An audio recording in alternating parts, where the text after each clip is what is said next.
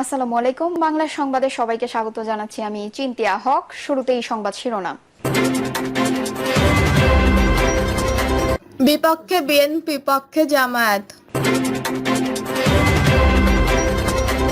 এদিকে উচ্চ আদালতে আমাদের হস্তক্ষেপের কোনো সুযোগ নেই বলছেন আসিফ নজরুল। এদিকে বাংলাদেশের আগামী প্রধানমন্ত্রী নাহিদ ইসলামই হবে বললেন হাসনাত। এবং সর্বশেষ জানাবো বাংলাদেশের আগামী প্রধানমন্ত্রী নাহিদ ইসলাম বললেন হাসনাত। শুনছেন সংবাদ শিরোনাম, এবারে বিস্তারিত। বিপক্ষে বিএনপি, পক্ষে জামায়াত।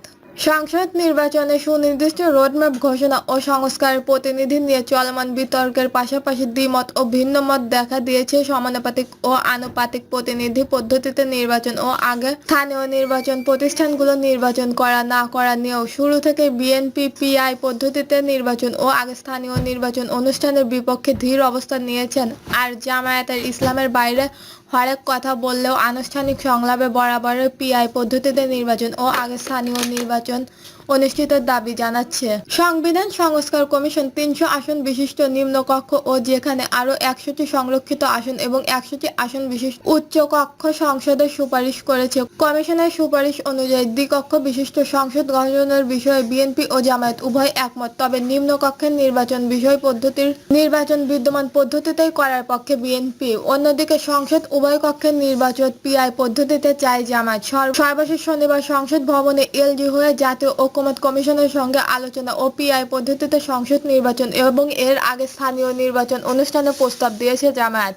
এমনকি সংসদ নির্বাচনের মধ্যে স্থানীয় সরকার প্রতিষ্ঠানগুলো নির্বাচনও তত্ত্বাবধায়ক সরকারের অধীনে করার প্রস্তাব দিয়েছেন জামায়াত পক্ষ থেকে। বলা হয়েছে, এজন্য প্রয়োজন তত্ত্বাবধায়ক সরকারের মেয়াদ বাড়ানো যেতে পারে, কিন্তু ঐকমত্য কমিশনের সঙ্গে ৩ দফা আলোচনার আগে সংসদ নির্বাচনের পক্ষে দলীয় অবস্থার কথা জানিয়েছেন বিএনপি। একই সঙ্গে নিম্নকক্ষের নির্বাচন বিদ্যমান পদ্ধতিতে করার পক্ষে জোরালো অবস্থা ব্যক্ত করেছে দলটি। সংবিধান সংস্কার কমিশনার দ্বিকক্ষ বিশিষ্ট সংসদের সুপারিশ করেও নিম্নকক্ষ বিশিষ্ট নির্বাচন বিদ্যমান পদ্ধতিতে করার মত দিয়েছেন এবং উচ্চকক্ষের নির্বাচন আনুপাতিক পদ্ধতিতে করার সুপারিশ রয়েছে। ঐকমত্য কমিশনের সঙ্গে আলোচনায় বিএনপি এর সঙ্গে একমত পোষণ করেন, তবে জামায়াত সংসদের উভয় কক্ষের নির্বাচন আনুপাতিক পদ্ধতিতে করার প্রস্তাব করেন। উল্লেখ্য, সমানুপাতিক বা আনুপাতিক প্রতিনিধিত্ব পদ্ধতিতে নির্বাচন হলে আসন ভিত্তিক কোনো প্রার্থী থাকবে না। ভোটাররা দলীয় প্রতীকে ভোট দেবেন। একটি দল যত শতাংশ ভোট পাবে সে অনুপাতে সংসদে আসন বণ্টন হবে। বিএনপি স্থানীয় কমিটির সদস্য সালাউদ্দিন আহমেদ বলেন, যারা জনগণের প্রত্যক্ষ রায়কে ভয় পাচ্ছেন তাদের আনুমানিক পদ্ধতির কথা বলেছেন। বিএনপির পক্ষ থেকে আমরা প্রথম থেকেই বলে আসছি, বিদ্যমান পদ্ধতিতে নির্বাচন হতে হবে। ঐকমত্য কমিশনের সঙ্গে বৈঠকে আমরা একই কথা বলেছি। আমরা দ্বিমত বিশিষ্ট পার্লামেন্টের প্রস্তাবের সঙ্গে একমত হয়েছি। সেক্ষেত্রে নিম্নকক্ষের নির্বাচন বিদ্যমান ব্যবস্থা করার কথাও বলেছি, আর উচ্চকক্ষের নির্বাচন পদ্ধতি নিয়েও পরবর্তী সময়ে আরও আলোচনা করে সিদ্ধান্ত নেওয়ার কথা বলেছে বিএনপি। তিনি বলেন, দেশের মানুষ ১৫ বছর সংসদ নির্বাচনে ভোট দিতে পারেনি, তারা সংসদ নির্বাচনের জন্য মুখিয়ে রয়েছে। কাজেই সংসদের আগে স্থানীয় নির্বাচনের প্রস্তাব অব্যাহত ও জন আশঙ্কা বিপরীত। আনুপাতিক পদ্ধতিতে নির্বাচন ও আগে স্থানীয় নির্বাচন চান না বিএনপির মিত্র রাজনৈতিক দল জোটগুলো। ঐকমত্য কমিশনের সঙ্গে বৈঠকে এলজিপি সহ মিত্র দল জোটগুলো বিএনপির অবস্থা বা প্রস্তাবের সঙ্গে সহমত পোষণ করেছে। অন্যদিকে এই দুটি ইস্যুতে চরমের পীরের নেতৃত্বে ইসলামী আন্দোলন বাংলাদেশ সহ কয়েকটি ইসলামী রাজনৈতিক দল এবং তরুণদের নেতৃত্ব গঠিত জাতীয় নাগরিক পার্টিও অবস্থান মিল রয়েছে জামাতের সঙ্গে। এই দলগুলো আনুপাতিক পদ্ধতিতে নির্বাচন এবং সংসদের আগে স্থানীয় সরকার প্রতিষ্ঠানগুলোর নির্বাচন দাবি করেছে। ঐকমত্য কমিশনের সঙ্গে শনিবার আলোচনায় জামায়াতের পক্ষ থেকে পিআর পদ্ধতিতে নির্বাচনের প্রস্তাব করা জানিয়েছেন দলটির নায়েবে আমির ডক্টর সৈয়দ আবদুল্লাহ মুহাম্মদ তারেক। সাংবাদিকদের বলেন, আমরা শুরু থেকে যে সংস্কার প্রস্তাব দিয়েছি সেখানে আমার পিআই সিস্টেমে নির্বাচন করার কথা বলছি। বাংলাদেশে নির্বাচনে যে দুর্নীতি ও জবরদখল হচ্ছে এবং ভোটবিহীন নির্বাচন যে ফলাফল হচ্ছে, পিআই পদ্ধতিতে নির্বাচন হলে সেটা বন্ধ হয়ে যাবে, টাকার খেলাও বন্ধ হবে। পিআই পদ্ধতির পক্ষে যুক্তি দেখাচ্ছে জামায়াতের এই নেতা। বলেন, পৃথিবীর ৬০টির বেশি দেশে এ পদ্ধতির চর্চা রয়েছে। আগের দিন এ অনুষ্ঠানে জামায়াতের আমির ডক্টর শফিকুর রহমান আনুপাতিক পদ্ধতিতে নির্বাচনের দাবি জানান। চরমনায় পীরের ইসলামী আন্দোলন সঙ্গে গত বুধবার বৈঠকে জাতীয় সংসদ নির্বাচনের আগে স্থানীয় নির্বাচন চেয়েছেন গণ অধিকার পরিষদে। বৈঠকের শেষে ইসলামী আন্দোলনের আমির সৈয়দ মাহমুদ রেজাউল করিম বলেন, জাতীয় নির্বাচনের আগে স্থানীয় নির্বাচন হতে হবে। আনুপাতিক পদ্ধতিতে নির্বাচন বিষয়ে আমরা একমত হয়েছি। এ বৈঠক শেষে ডাকসুর সাবেক ভিপি এবং গণপরিষদের সভাপতি নুরুল হক নুর বলেন, সংখ্যানুপাতিক পদ্ধতিতে নির্বাচন বিষয়ে গণ অধিকার পরিষদ অনেক আগে থেকেই একমত। গত ৮ মাসে স্থানীয় সরকার প্রতিনিধি না থাকায় সেবা পেতে মানুষ ভোগান্তির শিকার হচ্ছে। সেজন্য স্থানীয় নির্বাচন কিছুটা স্বস্তি দিতে পারে, তবে এ ব্যাপারে জাতীয় ঐকমত্যের প্রয়োজন রয়েছে বলে মনে করেন নূর। উচ্চ আদালতে আমাদের হস্তক্ষেপের কোনো সুযোগ নেই, বলছেন আসিফ নজরুল। আইন, বিচার ও সংবাদ বিষয়ক মন্ত্রণালয়ের উপদেষ্টা ডক্টর আসিফ নজরুল জানিয়েছেন, মেজর সিনহা হত্যা মামলায় উচ্চ আদালত আমাদের হস্তক্ষেপের কোনো সুযোগ নেই। উচ্চ আদালতের স্বাধীনতার ওপর আমাদের অনেক বেশি শ্রদ্ধাশীল।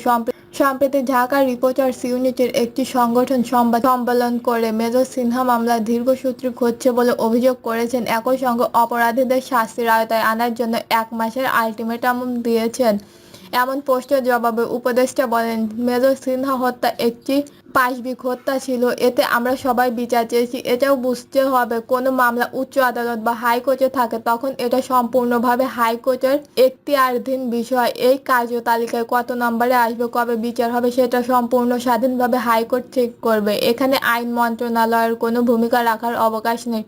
তিনি আরো বলেন, কাউকে দোষী করার আগে ভালো করে জেনে করতে হয়। আপনাদের মতো আমিও আশা করি যাতে একটা বিচার দ্রুত সম্পূর্ণ হয়। যারা দোষী সাব্যস্ত হবেন তাদের যেন সর্বোচ্চ শাস্তি হয়। আওয়ামী লীগের আমলের মতো বিচার বিভাগের ওপর একটা হস্তক্ষেপ করা আমাদের বলেছেন, আপনাদের কি সেটা নেই? সেটা বলতে চাচ্ছেন কিনা? এই প্রশ্নের জবাবে আসিফ নজরুল বলেন, উচ্চ আদালতের ওপর আমাদের হস্তক্ষেপের কোনো সুযোগ নেই। এখানে আগের সরকার কি করেছে? তারা ফ্যাসিস্ট সরকার ছিল, তাদের কোনো নীতি ছিল না। চিফ জাস্টিসকেও পর্যন্ত গলা ধাক্কা দিয়ে দেশ থেকে বের করে দিয়েছেন। আমরাও সে সরকার না। উচ্চ আদালতের স্বাধীনতার উপর আমরা অনেক বেশি শ্রদ্ধাশীল। আসিয়া হত্যা মামলা নিয়ে এক প্রশ্নের জবাবে উপদেষ্টা বলেন, আসিয়া হত্যা মামলার বিচার কাজ গত বুধবার শুরু হয়েছে। চার্জশিট পেতে একটু দেরি হবে। এটা ছাড়া বিচার কাজ শুরু হতে পারবে না। আগামী বুধবার 6ষ্ঠ কার্যদিবস এবং আগামী রোববার হবে 6ম কার্যদিবস।